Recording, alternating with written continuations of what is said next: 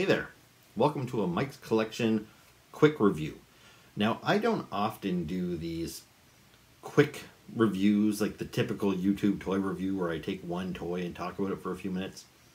If you watch this channel with any regularity, you'll know that I prefer to do kind of an hour-long TV show style format where me and sometimes my friend come over and we just sit and we talk about all the new toys we've got in a given period of time. Talk about the new toy news of any given week, stuff like that. But every once in a while, I will take a single toy and I'll focus on it and I'll do a more typical, just short review. And that's what I've decided to do here today for the first time in a couple of years. And the reason for that is I don't do these YouTube videos for the views and the likes. It's great when you do watch and like the video. I appreciate that, and I wish more people did it. But I've had a lot of people tell me, like, why don't you do shorter videos? Cut it down, do 2-minute videos. Why don't you go on TikTok? You'll probably get a lot more views that way. But that's not what I want to do. I want to do the show the way I want to do it, and that's typically to sit down and have a conversation for like an hour, give people something to look forward to week after week so they can sit down, maybe have a snack and watch it as if it were a TV show. But of all my videos, I have one YouTube video that has been watched far more than any other video. Actually, I have a couple. My two most watched videos on my channel by far are my Pacific Rim action figure reviews. You know, I've got videos that have a few thousand views on them for things like Marvel Legends figures or Transformers and things like that.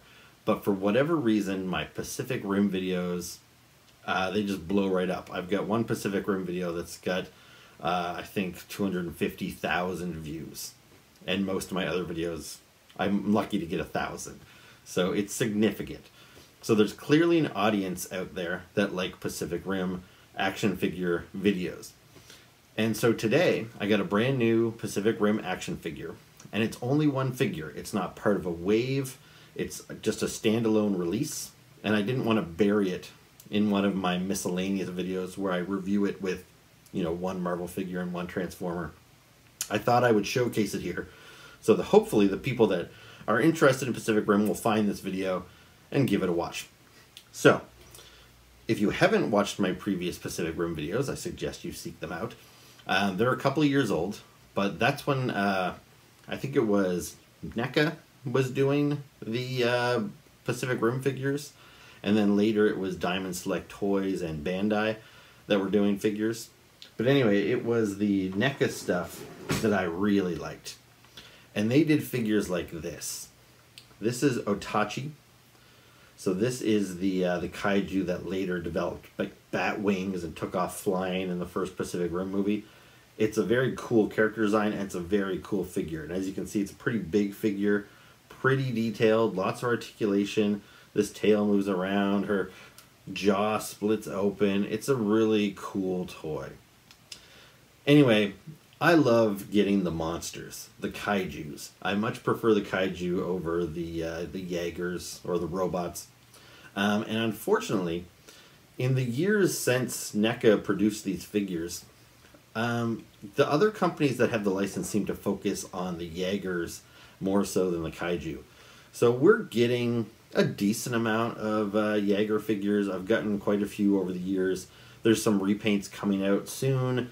But yeah, nobody's making these monster figures. And I keep hoping that a company would come out with some new Pacific Rim figures.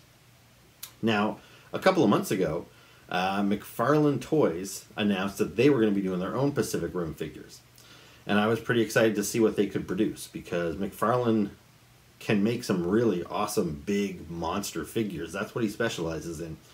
And I was a little surprised to find out that he was going to do mini figures instead of the big large ones, which was kind of disappointing. However, I ordered the entire wave of Pacific Rim figures and I actually thought they were pretty great. You can find one of my video reviews on my channel for that as well.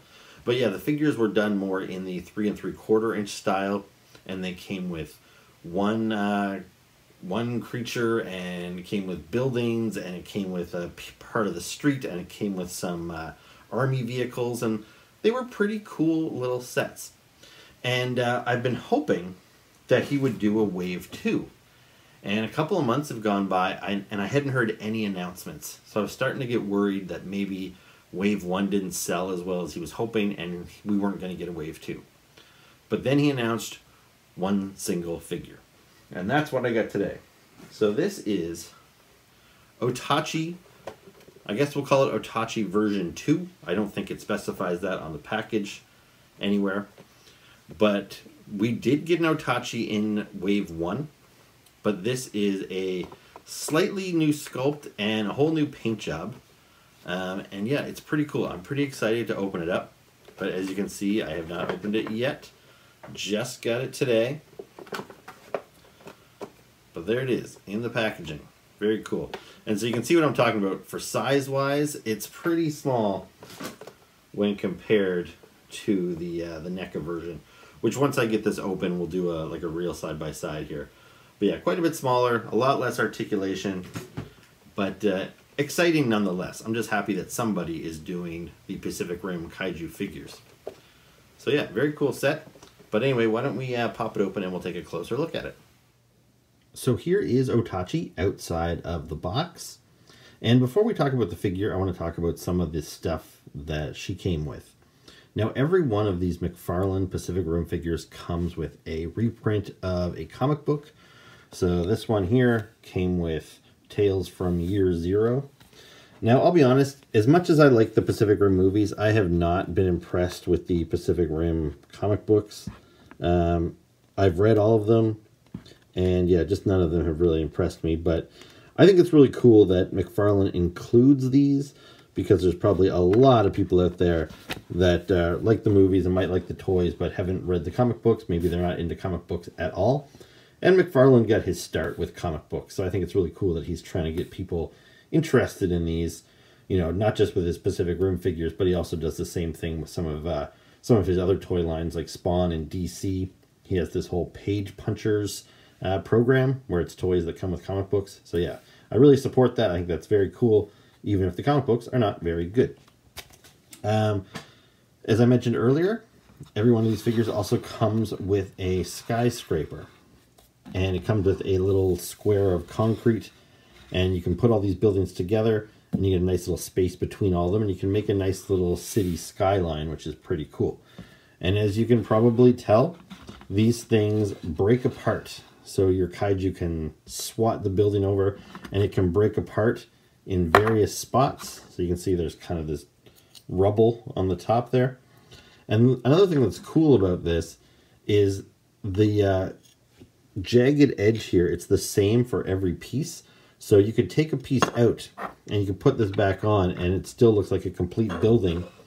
But by doing that, you can alter the size of the different buildings. So you can have a whole variety of cityscapes, different sizes, and it doesn't look like just the same building over and over again. So I think this is a very cool thing. I collect a lot of Godzilla toys, and I often wish that they came with more stuff like this. So again, I think it's great that McFarlane Toys includes it. If I had one critique, it's that I wish they stayed together a little bit better. Because sure, if you're playing with this and you want the monster to just knock over the building, it falls over really easily. But if you're somebody like me who mostly just wants to keep these pieces on display, they fall over really easy. I wish they kind of snapped in place, but they don't. They really just rest in place. So it's you got to be very careful not to knock them over. I'm always worried that if I bump into my bookshelf, that all these buildings are going to topple over. Now the other things he comes with are a couple of little army vehicles. So you can see here he comes with a jet. Now the jet is pretty simple. There's not much sculpted detail on these things. Like there's not no detail, but it's pretty simple when compared to some of the other figures came with Jeeps and tanks, and I thought they had a lot more sculpting on them. The paint job on this is just kind of it's a green plastic with kind of a black wash over it. Nothing special, but again, it's fun. It adds to the value of the packaging. And this one also comes with a helicopter, a double-bladed copter. The blades do not spin. They are locked in place, which is unfortunate. because the wheels on the Jeeps and stuff, I believe they turned. So I don't know why the rotors don't turn on this, but anyway, it's still pretty cool. Now, one thing I am a little disappointed by is these are the exact same vehicles and the exact same building that came with Otachi version 1. In the first series, I believe there was 4 different buildings. So each of the kaiju came with a different building, and then each of the Jaeger came with a different building, but there was one Jaeger and one kaiju that had the same building. So if you collected the whole series of 8 figures, you would have 4 different buildings. The fact that this is kind of the first figure to come out since Wave 1, it's been nearly a year since we got Wave 1. It would have been nice if they had sculpted a new top to this building so it wasn't the same structure that we already had. Same as it might have been nice to get some different military vehicles. But again, I'm not really buying this set for the buildings or the vehicles. That's just kind of a nice little add-on. Let's talk about the figure. So the sculpting is pretty nice. For such a small figure, like there's still quite a lot of detail here. You can see there's this texture in the skin. All these like scales and everything like that down the tail. There's like some veins in the wings there. Now for articulation, there's not lots. The back legs move forward and backwards. The tail, there's no articulation per se, but it is wired. So you can kind of bend this wire and it gives you a little bit of movement in the tail. You can straighten it or curve it around like so. Then the upper arms, they move up and down. The wrist, they turn. There's some pivot there at the wrist. And that's it. There's no head articulation. There's no opening jaw, no waist, nothing like that. So pretty simple. And for the paint job, this is how Otachi, I think, is supposed to look. From what I remember in the movie, this was kind of the color scheme. It was a little hard to tell because the movie is very dark. However, the action figures that came out at the time of the movie looked a lot like this. So here is my NECA Otachi. So you can see it's got that kind of greenish blue shade with the kind of brighter, almost like neon blue on its underbelly. And so the colors of this new one match up with the NECA one quite nicely. And here you can see the size comparison. It's pretty drastic. Now, if you remember in the movie, Otachi actually has a baby, and maybe you could pose these together, and this could perhaps be your baby version of Otachi. That scale kind of works out okay. But yeah, it's pretty cool. But you can definitely see, as detailed as this smaller figure is, it's definitely not as detailed as this larger figure, as well as the articulation is lacking. This figure here, you could pose the tail, the claws moved.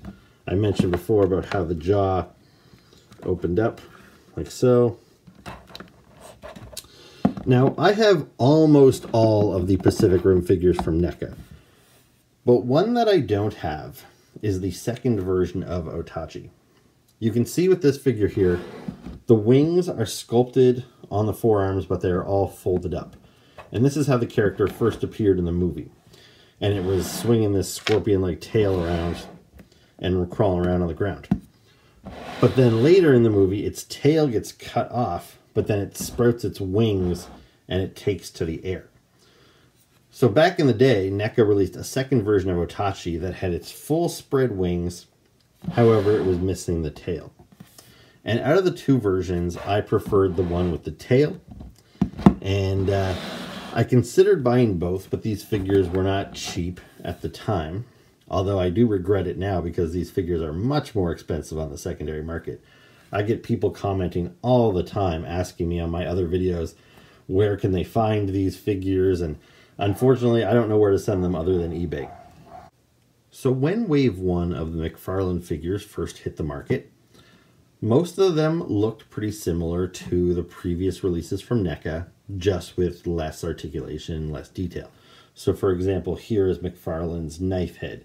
So you can see it has that similar kind of bluish green with the like bright blue kind of bioluminescent effects on it. So it matches up with Otachi here, and it also matches up with the NECA version of knife head. Similarly, here is Leatherback.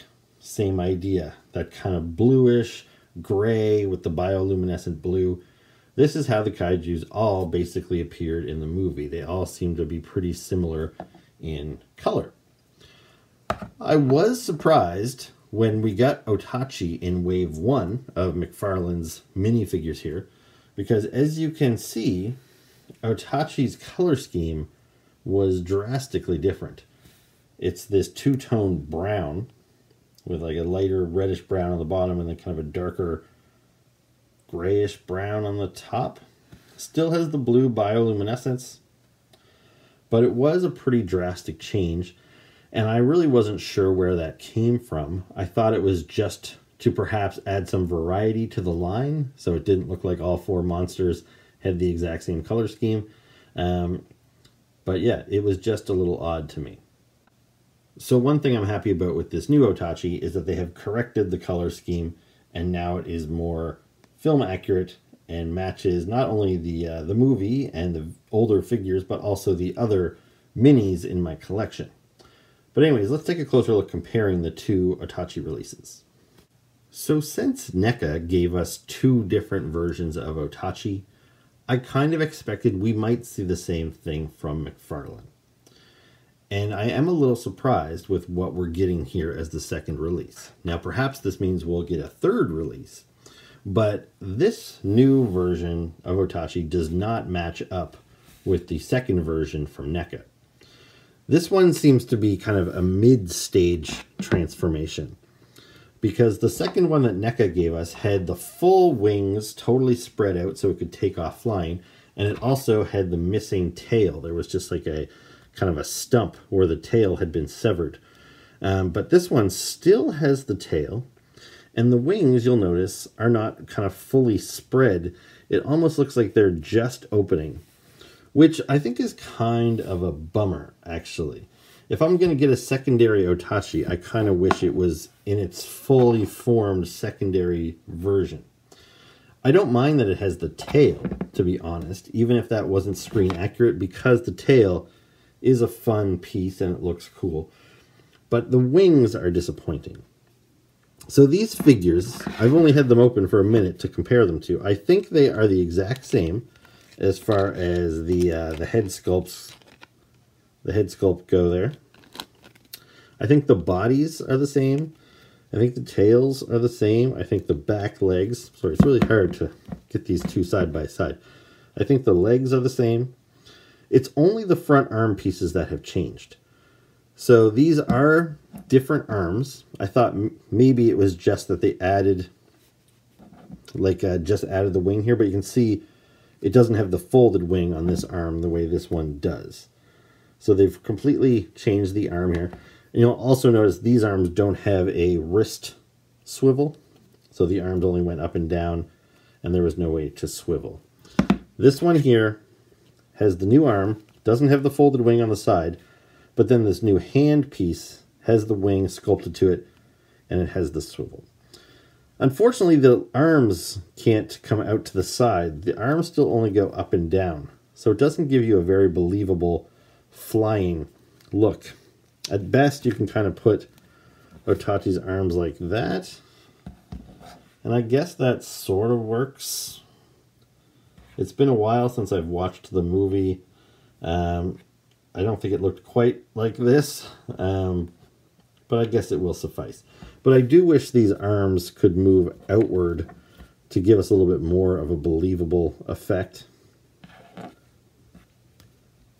But anyway, for a simple repaint, I think this was a good choice, because there was probably lots of fans that wanted an Otachi that was more screen accurate.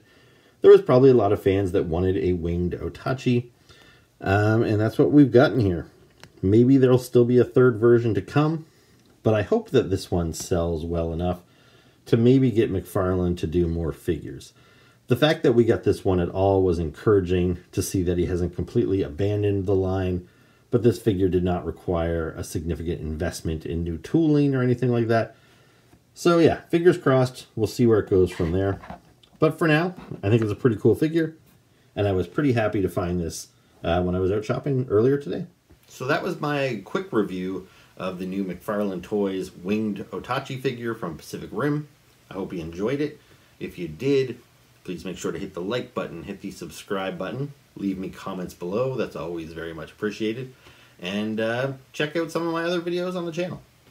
So I hope you do all that stuff. And if not, anyway, thanks for watching this one. So I'll see you next time. Ciao.